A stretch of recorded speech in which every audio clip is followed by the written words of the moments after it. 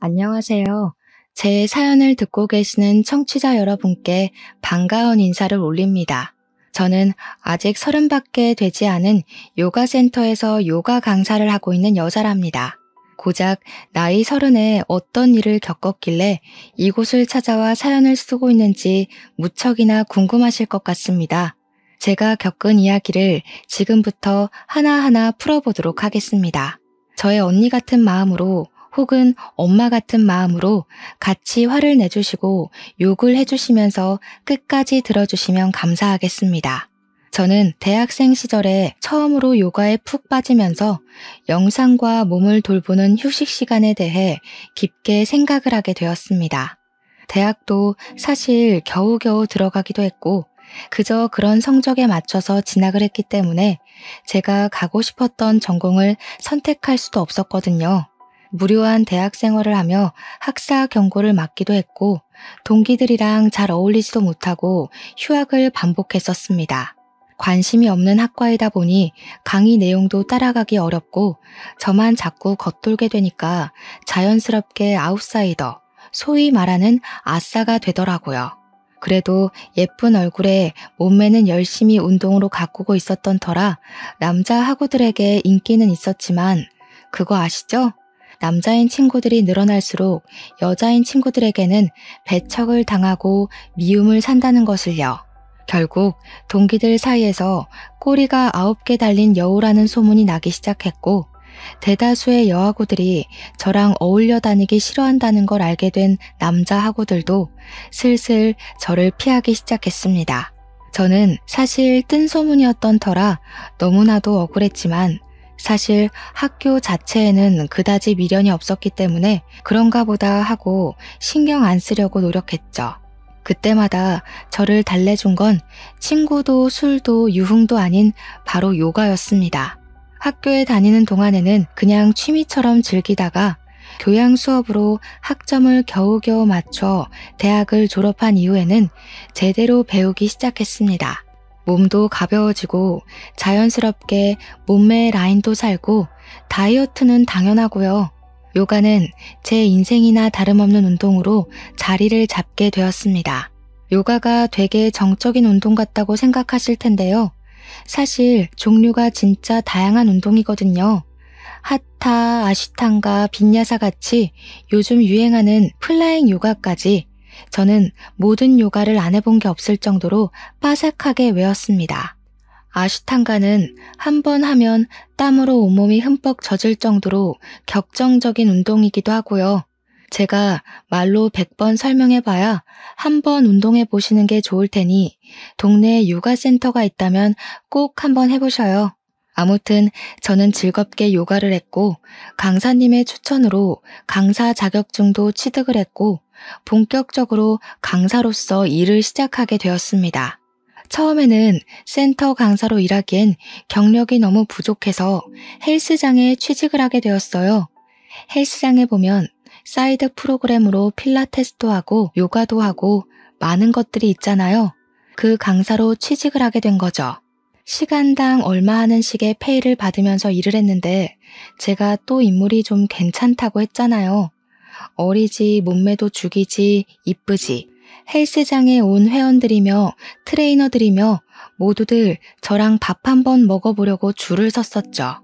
제 나이가 고작 26살이었으니까 그런 관심이 너무 즐겁고 재미있을 때 아니겠습니까?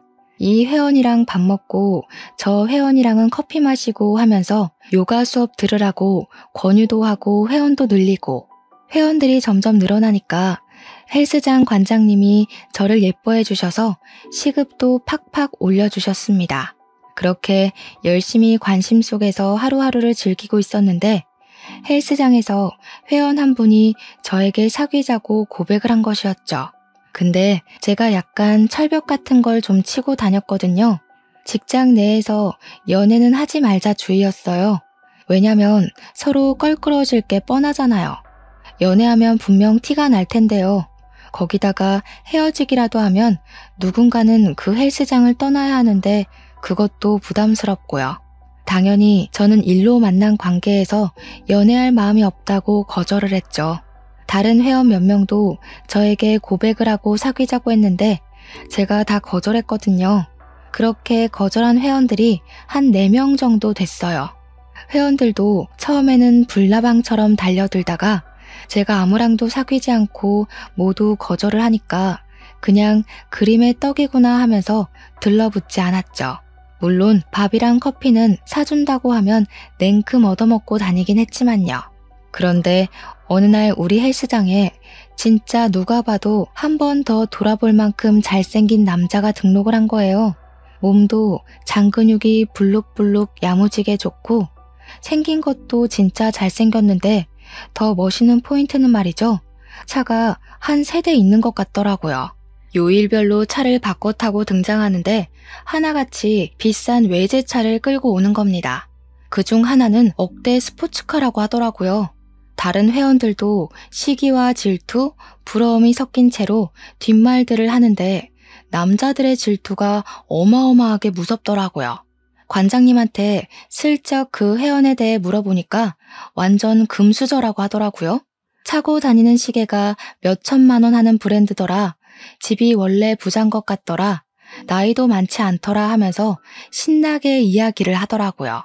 저도 모르게 홀린 사람처럼 관장님한테 저런 남자랑 한번 찐하게 사귀어보고 싶다고 했더니 관장님이 저를 말리셨어요. 아서라, 우리 헬스장 남자 회원들 다 그만둔다 하시는 겁니다. 뭐 관장님 입장에서는 저 때문에 재등록하는 회원들이 있으니 제가 회원이랑 연애하는 게 별로 마음에 들지 않으시겠죠. 어쩔 수 없이 혼자 멀리서 그 회원님이 운동하는 것만 힐끔힐끔 훔쳐봤거든요.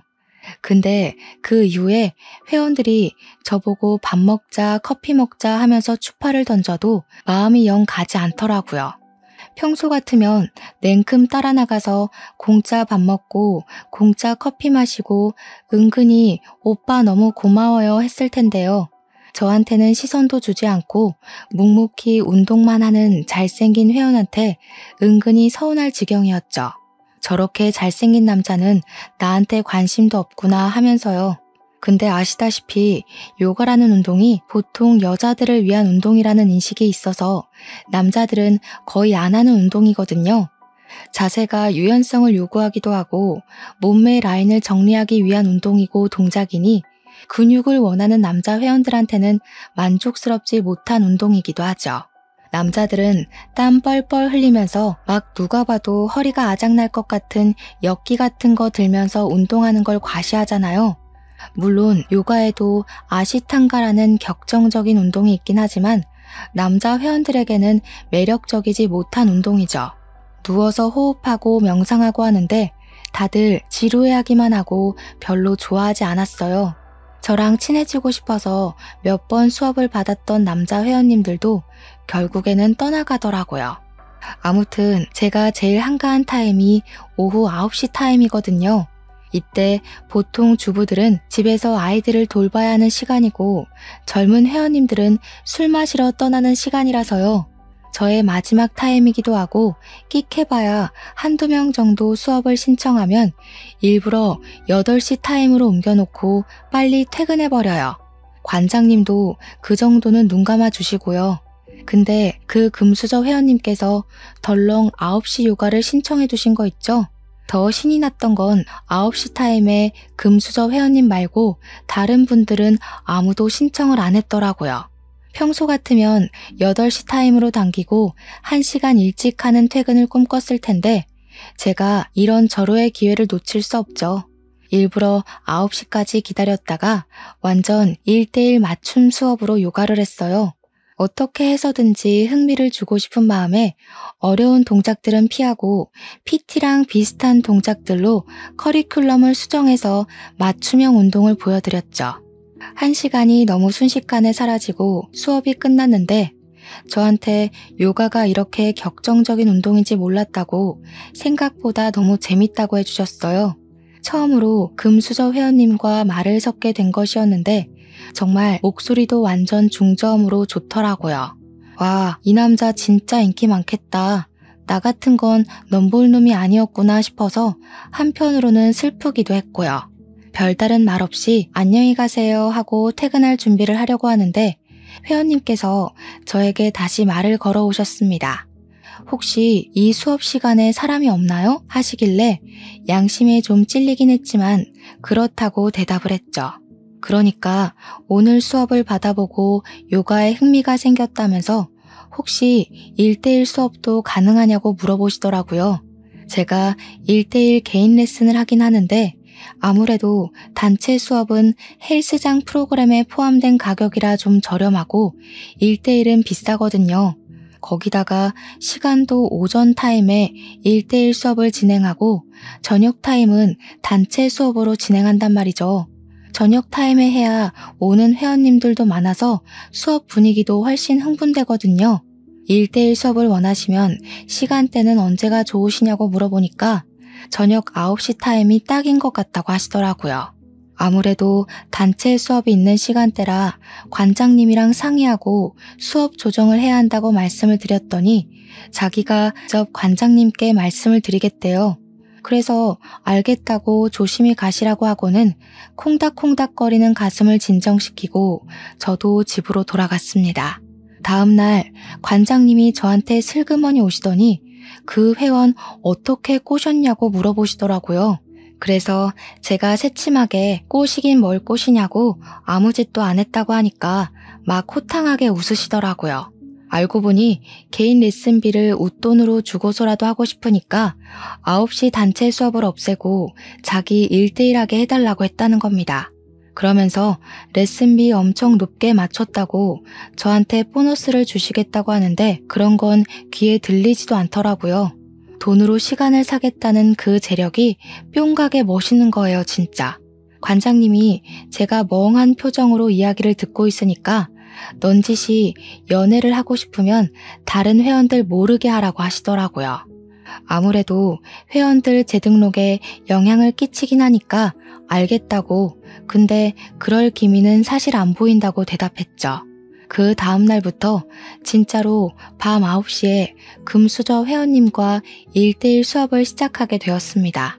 보통의 개인 레슨은 일주일에 2번 혹은 3번 정도 하는데 주 5일 내내 하고 싶다고 말씀을 하시더라고요.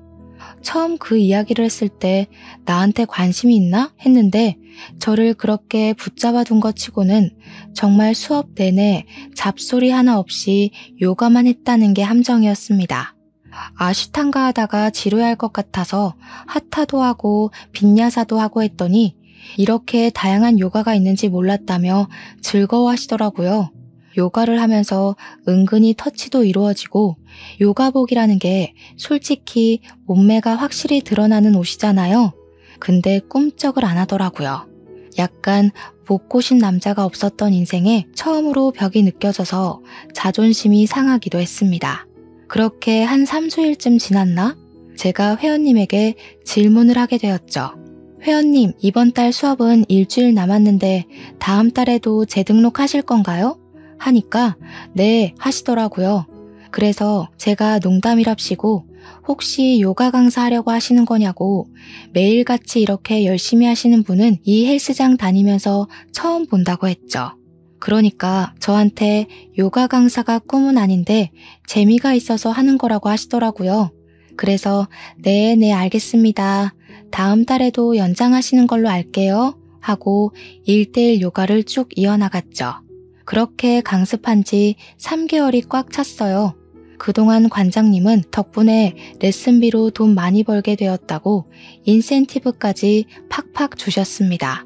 3개월을 내리 매일매일 요가 수업을 하다 보니까 이제 동작도 더 나아갈 게 없더라고요. 곧잘 따라 하시기도 하고 수업이라는 게 좀 돌려막기식으로 진행되다 보니까 제가 양심에 찔리는 수준까지 갔어요. 저야 돈 벌면 좋긴 한데 저한테 관심이 하나도 없고 수업만 열심히 듣는 열성 회원을 등쳐먹는 듯한 기분이 들어서요. 3개월 수업이 종료되는 날 말을 했죠. 이제 동작 다 알고 계시니까 혼자 하셔도 충분하실 것 같다고요. 제가 더 교정해 드릴 부분도 없는 것 같고 동작 맞춤 요가 음악이 필요하시면 따로 보내드리겠다고 나름 친절을 베풀었습니다. 그러니 금수저 회원님께서 저를 빤히 보시면서 그러더라고요. 저 동작 한 달 만에 다 외웠는데요. 라고요. 순간 무슨 의미인가 이해가 안 돼서 속으로 그래서 어쩌라고가 튀어나왔지만 그냥 웃고 말았죠. 칭찬은 고래도 춤추게 한다니까 그런 것 같다고 너무너무 잘하시더라. 앞으로 혼자 하셔도 될 것 같다. 꾸준하게 하시면 라인이 더 살아날 거다 했죠. 그러니까 그분이 저한테 제가 불편하세요? 하고 물어보시는 겁니다. 불편할 리가 있나요? 이 잘생긴 얼굴을 오래오래 보고 싶은 마음이라고 말하고 싶었지만 꾹 참았죠. 솔직하게 이야기하는 게 좋겠다 싶어서 불편한 건 아니지만 제가 양심에 좀 찔린다고 이야기를 했어요. 다 아시는 동작들이고 저 없어도 충분히 가능하실 텐데 그 비싼 돈 주고 저는 고작 옆에서 같이 운동해드리는 거밖에 못하지 않냐고요. 그러니까 회원님이 피식 웃으면서 자기는 저랑 같이 운동을 하고 싶어서 강사님의 시간을 돈 주고 산 거라고 하더라고요. 헐, 순간 이게 뭐야? 그린라이트인가? 싶어서 눈만 껌뻑껌뻑 하고 있으니까 가지런한 치아를 보이면서 싹 웃는데 진짜 어른들이 왜 남자 얼굴 뜯어먹고 사는 거라고 잘생긴 남자를 만나라고 침 튀기면서 이야기를 하는지 알겠더라고요. 세상에 잘생긴 남자를 보면 머리 끝까지 차오른 화도 쑥 가라앉는다는 말이 실감이 났어요. 그러더니 멍하니 있는 저한테 다음 달부터는 같이 운동 못하는 걸로 알겠다고 하더라고요. 순간 내 입이 방정이었구나 아쉽다 하고 있었죠. 괜히 혼자 하라는 소리를 해가지고 이 사달을 만드는구나 하면서 우물쭈물하는데 갑자기 제 손을 딱 잡더라고요. 이제는 일로 만나는 사이 말고 사적으로 보는 사이 하자고요. 순간 제 심장이 저 지하 주차장까지 내려갔다가 다시 올라온 듯한 기분을 느꼈습니다. 저도 모르게 너무 좋아서 푼수처럼 고개를 막 끄덕였어요. 아, 그때 좀 새침하게 굴었어야 했는데 말이죠. 아무튼 그날 뒷정리를 하고 씻고 나왔는데 저를 기다리고 있더라고요. 같이 나가자고요. 어차피 금수저 회원님이 마지막 회원이었고 헬스장에도 사람이 드문드문 있어서 같이 나왔습니다. 집까지 데려다 주겠다고 하길래 이대로 헤어지기는 아쉬워서 혹시 배는 안 고프냐고 물어보니까 자기는 몸을 만드는 중이라 저녁 6시 이후에는 금식하는 중이라고 하더라고요. 아쉬워서 아, 네 하고 대답을 하고 집 주소를 불렀더니 저한테 밥은 안 먹어도 커피는 마신다면서 커피를 마시러 가자고 하더라고요. 완전 밀당의 고수가 아니겠습니까? 냉큼 좋다고 고개를 끄덕였죠. 카페에 도착해서 저는 달달한 케이크를 먹고 회원님은 커피를 마시는데 저한테 그런 단 거 먹고도 살이 안 찌는 거냐고 물어보시더라고요. 운동을 오래 해서 그런지 기초 대사량이 높아서 괜찮은 것 같다고, 그리고 여자는 적당히 볼륨감도 있어야 하지 않겠냐고 너스레를 떨었습니다. 그날 카페에 앉아서 2시간 넘게 대화를 나눴어요. 나이도 저보다 4살 연상이라는 것을 알았고 증권회사에서 억대 연봉을 받으며 일을 하는 증권회사원이라는 것도 알게 되었죠. 집까지 그 비싼 차로 데려다주고 조심히 가라고 인사를 하는데 저한테 입을 맞추더라고요. 제가 놀래서 헉 소리를 내니까 앞으로 우리 이제 사귀는 거다 하면서 가더라고요. 그렇게 남자친구가 생겼습니다. 당연히 헬스장에서는 비밀로 하기로 하고 사귀기 시작했지만 그게 쉽게 숨겨질 리가 없지 않겠습니까? 관장님이 먼저 눈치를 채고는 절대 다른 회원들에게는 비밀로 해달라고 신신당부를 하시길래 약속까지 걸었습니다. 근데 글쎄 남자친구랑 저랑 한 3개월을 경찰과 도둑마냥 숨어서 만나고 있다가 제가 퇴근하는 시간에 맞춰 헬스장 밑에서 저를 기다리고 있었던 어느 날이었어요. 제가 보이자마자 주위에 아무도 없는 걸 확인한 뒤 뽀뽀를 하고 차에 올라타서 집으로 향했단 말이죠. 분명 두리번거리며 확인했을 때 아무도 없었는데 그 장면을 목격한 회원님이 있었던 거예요.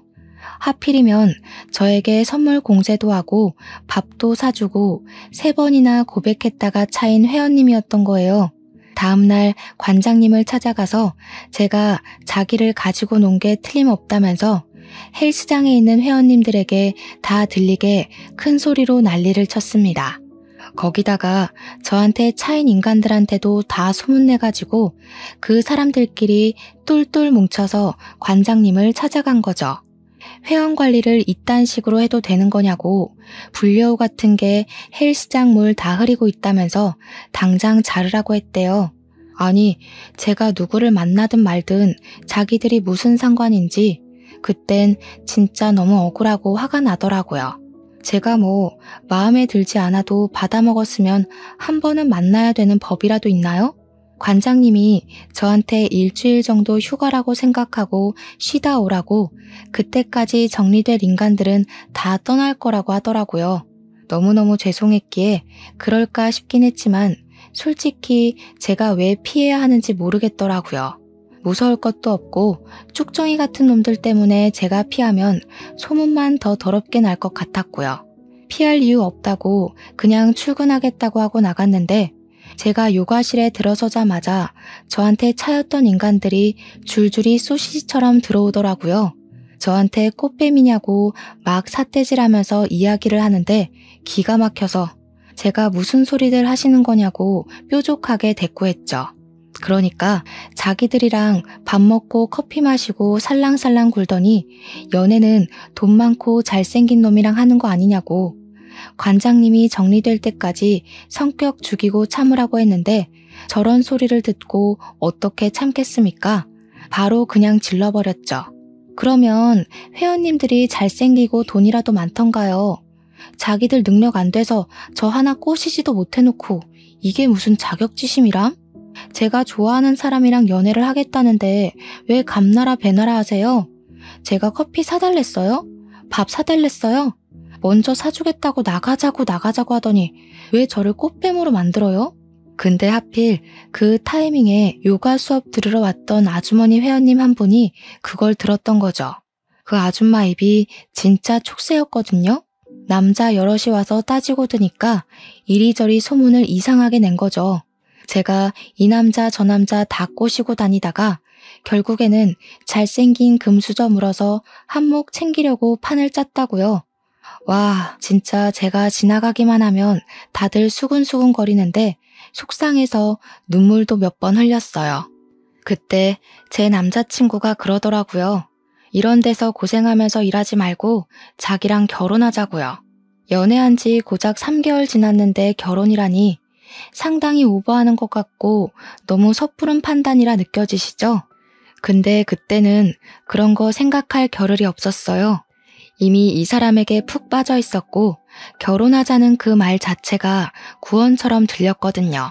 저는 바로 결혼하겠다고 대답을 했습니다. 저는 헬스장을 그만두게 되었고 본격적인 결혼 준비에 돌입을 하게 되었습니다.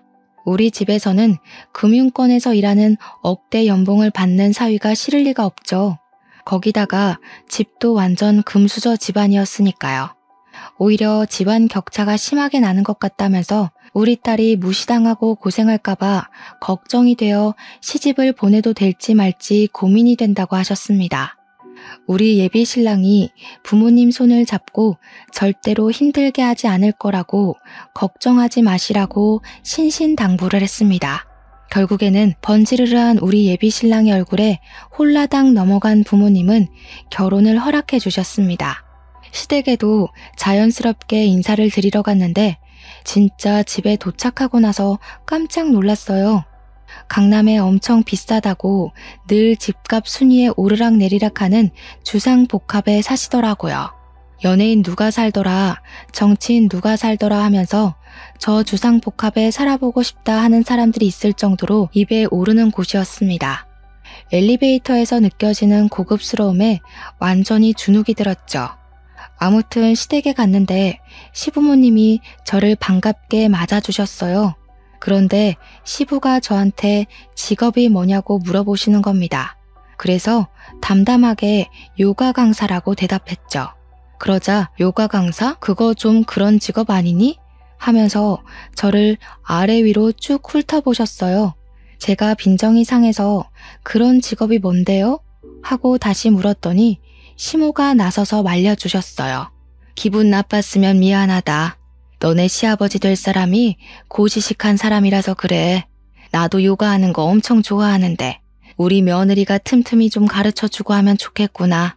나이를 먹어서 그런지 요가 같은 거 하면 스트레칭도 되고 좋더라고. 시모가 살갑게 웃으면서 이야기를 해주시니까 저는 신이 나서 좋다고 대답했죠. 시부는 저를 약간 뜨뜨미지근하게 대하시면서 몇 살이라고? 하고 또 한 번 질문을 하셨어요. 제가 27살이라고 대답을 하니까 고개를 끄덕이시더라고요. 아직 20대 후반이면 뭐 한두 살 더 어렸으면 좋았겠지만 말이야. 애 낳기는 나쁘지 않은 나이로구나. 너는 이 집에서 아무것도 할 일 없다. 그냥 아들만 줄줄이 낳으면 된다 이 말이야. 우리 집이 손이 아주 귀한 집이거든. 내가 3대 독자고 우리 아들이 4대 독자다 이 말이야. 네가 아들을 하나 낳아주면 차를 바꿔줄 거고 둘을 낳으면 강남에 집을 떡하니 사줄 거고 셋을 낳아오면 내 건물을 하나 증여해주마. 저는 그 말에 입을 떡 벌렸습니다. 아들만 낳아오면 된다는 말을 귀에 딱지가 앉을 정도로 들었어요. 그리고 결혼식도 정말 연예인 부럽지 않게 성대하게 올렸습니다.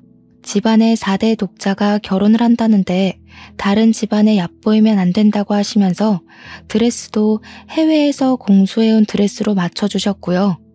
식대가 1인당 18만 원이나 하는 누구나 알 법한 호텔에서 결혼식을 올렸습니다. 신혼집은 남편이 혼자 살고 있었던 집에 몸만 쏙 들어갔습니다. 저희 집에서 혼수를 바꿔주시겠다고 했는데 남편이 싹 거절했어요. 신제품으로 바꾼 지 얼마 안 됐다고 집안 살림 다 바꾸면 돈 낭비하는 거라고 나중에 노후 자금 쓰시라고 하더라고요. 하나하나 배려해주는 남편의 말에 우리 가족들 모두 감동을 받았죠. 저는 결혼을 한 이후에 요가 강사 자리를 포기하지 않았고 재빨리 헬스장에서 일했던 경력을 토대로 요가 센터를 돌면서 면접을 보았습니다.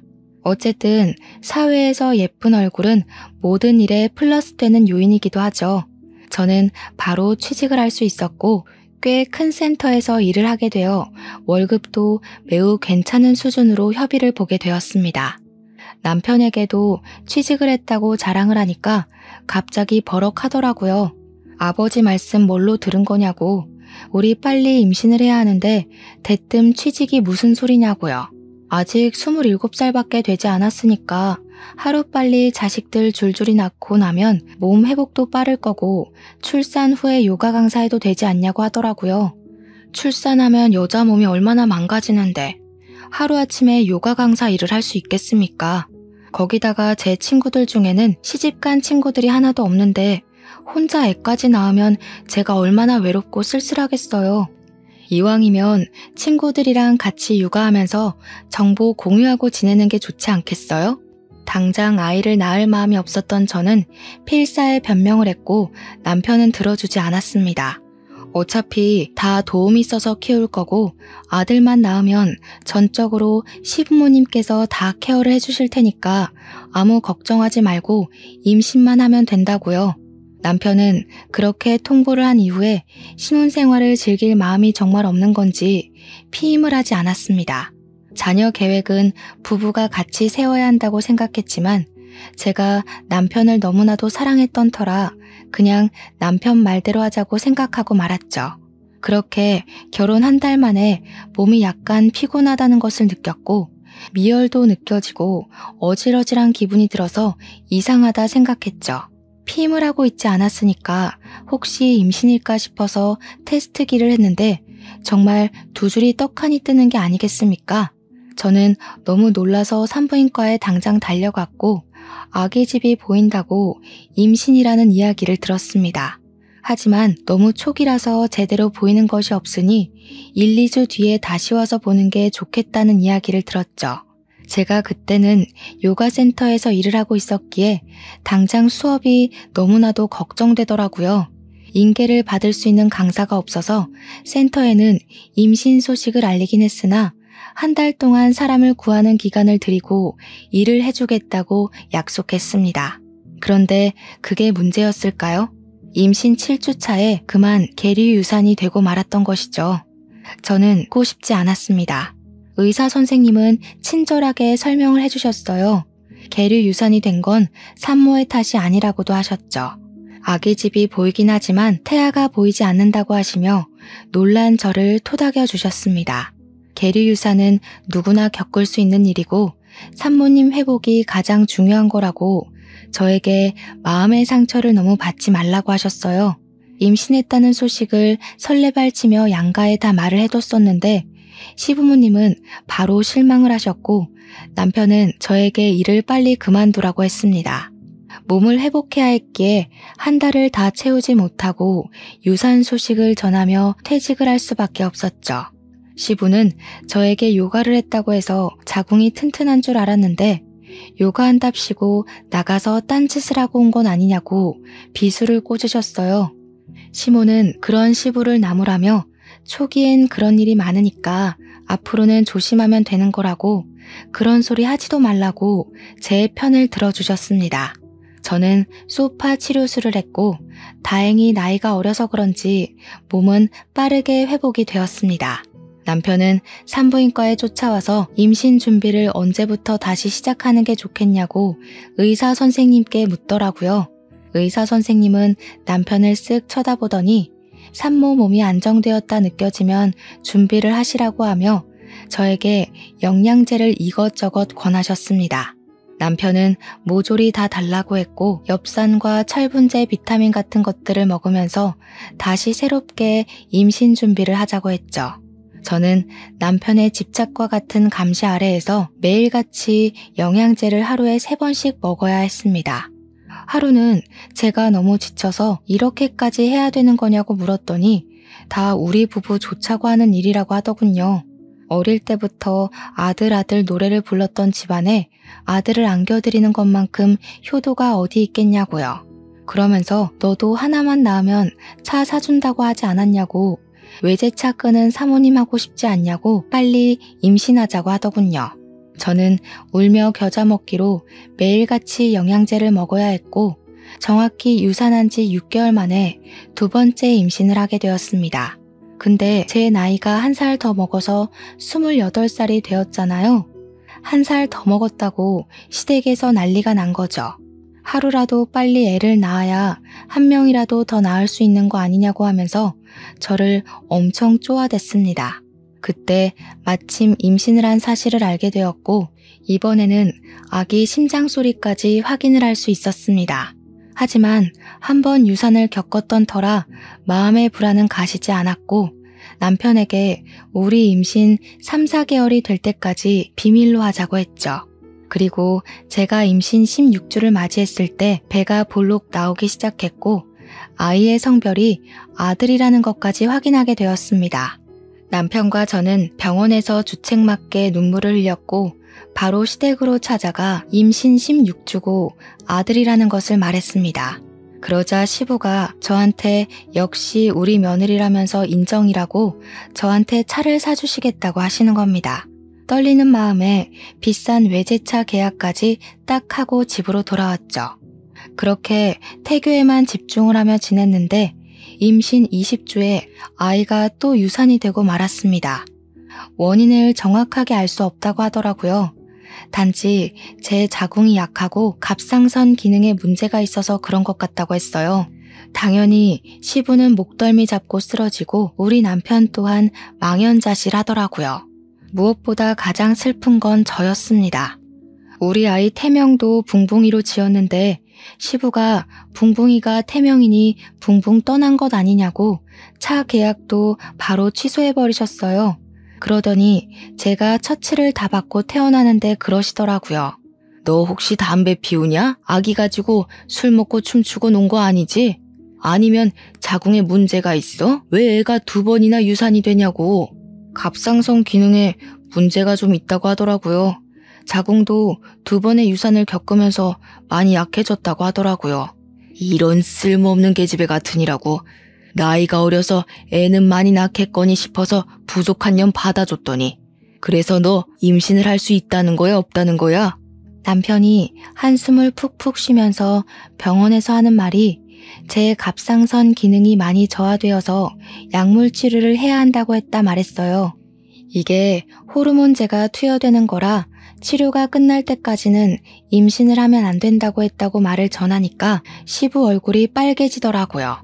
사람이 열이 받아서 혈압이 오르면 얼굴이 그렇게까지 빨개질 수 있구나 하는 걸 알았죠. 저한테 어쩔 거냐며 소리치시는데 제가 죄인이 된 기분이더라고요. 그러더니 시모가 저를 달래주면서 집에 가서 이야기를 하자고 온 가족을 끌고 시댁으로 향했습니다. 차 안에서도 고개를 들지 못하고 가만히 있었죠. 정말 제가 무슨 줄에 묶여서 끌려가는 기분이었어요. 한참을 다들 말없이 그러고 앉아서 시부의 한숨 소리만 듣고 있었습니다. 저는 그 공기가 너무나 답답해서 딱 미치기 일보 직전이었습니다. 그런데 믿었던 시모의 입에서 상상을 초월하는 말이 터져나왔습니다. 속은 좀 상하겠지만 너네 이혼시킬 마음은 없고 우리 집이 손이 귀한 집이라 아이는 꼭 낳아야 한단다. 네 치료가 얼마나 길게 이어질지도 모르는 거고 약물 치료하다가 애가 들어서면 애가 안녕 못할지도 모르고 그래서 말인데 요즘도 대리모라는 게 있더라. 그게 무슨 말씀이세요? 대리모라뇨? 지금 바깥에서 사생아를 낳아오라는 그런 말씀이신 거예요? 그러니까 시부가 대뜸 시모한테 말 잘했다 하면서 그러더라고요. 바깥에서 나오는 게 어디가 어때서? 우리 때는 다 그랬다. 네 몸이 멀쩡했으면 이럴 일도 없잖아. 다 네 잘못이니까 수긍하고 우리 아들이 낳아오는 핏줄 받아다가 네 자식처럼 잘 키워. 순간 머리가 멍해지는데 남편이 제 손을 꼭 잡으면서 말을 하더라고요. 부모님의 뜻이 그렇다는데 자식으로서 당연한 도리는 하고 살아야 하지 않겠냐고요. 아이를 원하신 게 하루 이틀이 아니니 우리가 받아들이자고 하는 겁니다. 아니, 그걸 지금 제 손을 꼭 잡고 할 말입니까? 이게 말이나 되는 소리인지 저는 남편의 손을 확 뿌리치고 남편에게 결혼할 때 받았던 1캐럿짜리 다이아 반지를 거실에 탁 내려놨습니다. 이혼하겠습니다. 대리모라뇨? 차라리 재혼을 하라고 하세요. 그러니 시부가 활짝 웃는 게 아니겠습니까? 잘 생각했다. 네가 아주 대찬 성격이구나. 구질구질하게 굴 것 같아서 대리모 이야기를 꺼낸 건데 이혼을 하겠다고 하니까 오히려 잘 됐어. 내가 위자료는 섭섭지 않게 주마. 그러더니 미리 준비라도 하고 있었던 건지 서랍에서 이혼 서류를 꺼내더니 도장 찍으라고 하더라고요. 통장으로 위자료인 셈 치고 5천만 원 보내줄 테니까 걱정하지 말라고 그 정도면 섭섭지 않지 않냐고. 그날 정말 깊은 배신감에 치가 떨리고 정신까지 나가버려서 도장을 바로 찍어주었습니다. 도장 찍자마자 제 앞에서 5천만 원을 제 통장으로 송금해 주더군요. 너무 억울하고 속이 상해서 울면서 친정으로 갔더니 부모님이 걱정하면서 물어보시길래 솔직하게 다 말했습니다. 우리 부모님도 정신 나간 것들 아니냐고 쌍놈의 집안이라고 욕을 하면서 그런 집안을 대이어서 뭐하냐고 소리를 치시더군요. 신혼집에서는 정말 제가 몸만 들어갔던 거라 가지고 나올 짐도 없었습니다. 옷 몇 개 있던 것도 칼같이 친정으로 택배 보내놨더라고요. 저는 정신을 차리고 바로 갑상선 치료에 돌입했고 약물 치료를 하며 구직 활동을 했습니다. 다행히도 꽤 큰 체인을 가지고 있는 요가 센터에 취직을 하게 되었고요. 몸을 돌보면서 운동을 병행하고 있었는데 이혼한 지 3개월쯤 지나서 예전 헬스장 관장님께 연락이 온 겁니다. 너 이혼한 거 진짜야? 어떻게 하셨어요? 어디 말도 안 했는데. 야, 네 전 남편 우리 헬스장 다시 등록했어. 여기 여자 트레이너랑 사귄다고 하더라. 어찌나 뻔뻔한지 여기 회원님들이 그 소문 다 알고 쳐다보는데도 꿋꿋하게 둘이 하루 종일 붙어 있는다니까. 그래서 저는 그냥 관심 없어요 하고 끊었습니다. 어떻게 이혼한 지 3개월 만에 새 여자친구랑 하하호호 할 수 있는지 저는 이렇게나 아픈데 말이죠. 그렇게 시간이 흐르고 흘러 1년쯤 지났을 때였습니다. 저는 갑상선 치료를 무사히 끝마쳤고 건강도 예전처럼 좋아졌습니다. 요가 센터에서 자리도 잡았고 전 남편도 완전히 지워버린 채 잘 살고 있었는데 관장님이 갑자기 연락 와서는 그 둘이 결혼을 했다고 하는 겁니다. 저한테 왜 이런 소식을 전해주시냐고 그만하시라고 하니까 관장님이 더 충격적인 이야기를 하셨어요. 아니, 근데 그게 끝이 아니야. 걔네 이혼도 했다? 벌써요? 왜요? 불임이래. 헐, 그 여자가 임신 못하니까 또 이혼시킨 거예요? 무슨 소리야. 네 전 남편이 불임이란다 글쎄. 왜 여자 트레이너랑 사귀면서 둘이 운동 죽어라 했다고 했잖아. 그때 근육을 더 키우면 멋있겠다는 트레이너 말에 스테로이드성 약물을 생각 없이 복용했다고 하더라. 이게 적당히 하면 괜찮은데 과하게 맞은 건지 정자 기능에 문제가 생겨서 불임됐다고 하대? 그러면서 벌 받은 거라고 저한테 꼭 이 사이다 소식을 전해주고 싶었다면서 안부 조금 물어보고 끊으시더라고요. 정말 대박이지 않나요? 4대 독자니 뭐니 하더니 결국 불임으로 끝이 나다뇨. 이게 다 자기 업보지 않겠습니까? 2번 유산했다고 대리모 운운하더니 결국 벌 받은 거죠. 관장님도 나중에 문자로 저한테 속 시원하지 않냐고 어쨌든 행복하게 잘 살라고 하시더라고요. 저는 완벽한 결말에 기분이 날아갈 듯 좋아졌습니다. 이래서 사람 앞길은 모르는 거라고 하죠. 그 이후에 어떻게 알게 된 것인지 제가 일하는 요가센터 앞으로 전 남편이 딱 한 번 찾아왔습니다. 제가 두고 갔던 1캐럿짜리 결혼 반지를 다시 주면서 저에게 다시 합치자고 1년 동안 저를 잊은 적이 단 한 번도 없다고 거짓말을 하더라고요. 제가 관장님의 연락을 받고 모든 걸 알게 된 건 꿈에도 생각 못하는 것 같았습니다. 이제 우리 부모님 아이에 대한 미련 없으셔. 내가 다 설득했으니까 우리 예전처럼 행복하게 살자. 무슨 소리야? 너 1년 동안 바빴잖아. 재혼도 하고 이혼도 하고. 그걸 네가 어떻게 알아? 심지어 약물 복용하다가 불임까지 됐다며? 4대 독자 어떡하니? 너네 부모님도 아이에 대한 미련이 없으실 수밖에 없지. 아들이 씨 없는 수박인데. 그러니까 억지로 제 손에 반지를 쥐어주면서 다시 잘해보자고 애원을 하길래 밭 밑에 보이는 하수구에 반지를 떨어뜨렸어요. 무려 1캐럿짜리 다이아 반지를요. 제가 하수구에 던지니까 전 남편이 사색이 되어서 그게 얼마짜린데 하는데 웃음이 나더라고요. 얼마짜리긴 이거 10개를 가지고 와도 너랑은 다신 안 만나지 이 고자 새끼야. 그리고 뒤돌아서 걷고 있는데 슬쩍 전 남편을 보니 하수구에 막대기 집어넣고 있더라고요. 그 1캐럿짜리 다이아 반지 꺼낸다고요. 그래 봐야 시궁창 냄새가 사라지겠어요. 전 남편 꼴이랑 딱 어울리더라고요. 빛 좋은 개살구죠. 저는 아주 속 시원하게 마침표 찍고 지금은 열심히 회원님들과 요가하면서 마음 다스리고 건강하게 지내고 있답니다. 여러분들도 빛 좋은 개살구에 속지 마시고 사람 내면을 보면서 만나세요. 참, 그 사람의 집안도 말이에요. 아무튼 제 사연은 여기서 마무리하겠습니다. 다들 감사합니다.